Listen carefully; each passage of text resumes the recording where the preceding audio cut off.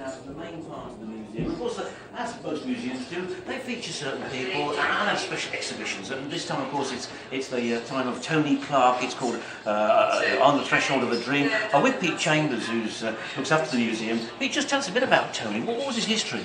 Right, well, as far as the museum's concerned, we like to tell stories of people who you wouldn't necessarily know. You know, when we talk to people who say Tony Clarke, you get that sort of look in their eyes, and then you say he produced all the Moody Blues albums, you know, the Core 7, and of course straight away people understand then, you know, including Nights in White Satin. So Tony was a lovely guy, and he was born in Coventry, of course. That's why he's being honoured here with an exhibition at the museum.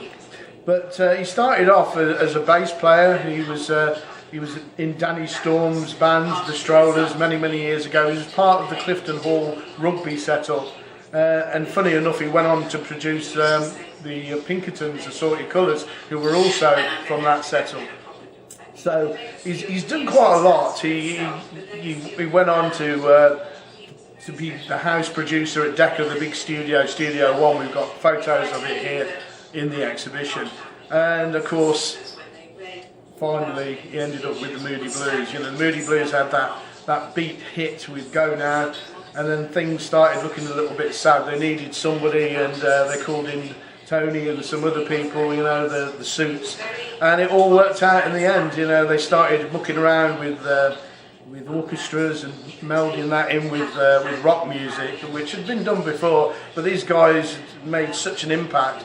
And by doing it, I think it's fair to say that the Moodys and Tony Clarke helped to produce prog rock, whatever you think about that. But of course, in the late 60s, 70s, it was a massive genre in music, and still is. I mean, there's a whole magazine still nowadays about prog rock. So, you know, Tony's legacy is absolutely huge, and we talked about the Four Tops there as well. The Simple Game, which of course was a Moody song, and they loved the way he produced it, so they asked him to come and do that. And he was telling me about that, because I've met Tony a few times, lovely guy. And the Four Tops actually were doing the shapes and all the dancing while they were actually recording. He said he'd never seen anything like it, you know. You skirted around one particular track. I mean, for people who aren't music, right, okay. Nights in White Satin. I did actually mention that, I think, a second ago, but yeah, Nights in White Satin, considered by many to be the greatest song ever. Puts you straight in the era, doesn't it, really? You know, well, it does. I mean, the fact is, we're very proud here at the Coventry Music Museum to the fact that a Coventry guy produced that song. What can people see? Because you managed, I mean, unfortunately Tony's no longer with us, but you had a big opening last night. We did with his wife Helen. Big studio here for, yeah. Well, we've got our little area here. This is the temporary exhibition space, and here we've got, you know, you can come along, and have a shout. Yes, no problem. Have a shout into and make your own threshold sounds. We've got like a studio set up there with all the effects.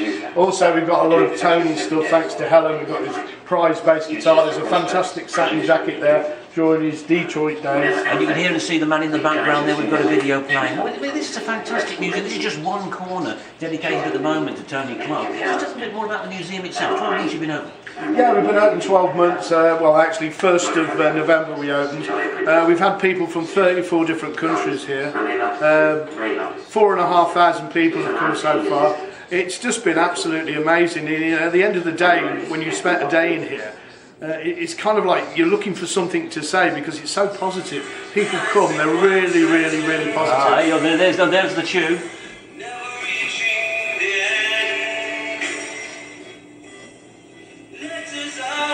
Just to prove it, indeed. Yeah, there is the tune. That, of course, was in the British charts 3 times. Yeah. Absolutely fantastic. No, I've walked around the museum. I'm seeing things that I can recall from my childhood now that are museum pieces. I mean, you're always on the lookout for things, aren't you? We absolutely are. We'll look out for volunteers as well, if anybody wants to come and volunteer. I do want to point out that because some people get the wrong idea and they think it's a two-tone museum, or even worse, a ska museum. It's heavily featured, but it's heavily featured. It's our unique selling point. We're not stupid. We realise without two-tone, we probably couldn't have done this. But it's not what it's all about. You know, we go right back in time to the Roman occupation, and we've got 60s, 50s, 70s. It really is Coventry's music history. Absolutely. From the start. The whole lot, everything's here. Very quickly, surprised that we had a visitor just this morning, and he's brought some more memorabilia. There's you're learning things this morning about Tony Clarke. Well, absolutely. There's a cover of the Danny Storm, and I had no idea he'd actually designed it. He'd drawn it. And our friend this morning is a big Moody Blues fan and collects everything. And it's great to have him here this morning and to bring some new stuff, and we can add that to the collection. So we didn't know Tony Clarke then was a bit of an illustrator in a way. Well, he does a bit of everything. I'm not surprised because he's that kind of like every man. He does all this stuff. So brilliant, another aspect to the whole exhibition. And he's going to lend you some stuff for the museum. Absolutely, yeah. So that's great. Well, just remind people you are open Sundays. Great time to come down because the parking's a bit easier on a Sunday. Oh yeah, well we're open from Thursdays to Sundays, 10 till 4. It's £2 to get in for adults and £1 for children. That pays the rent. And we do it all for free. We don't get paid for any of this. And we've been on #1 on TripAdvisor now for about 14 months. So Molly, if any Moody Blues fans out there want to come across and hear their music and see how some of it was produced, and of course if you're a fan of Tony Clarke and the Coventry music scene, this is the place to come.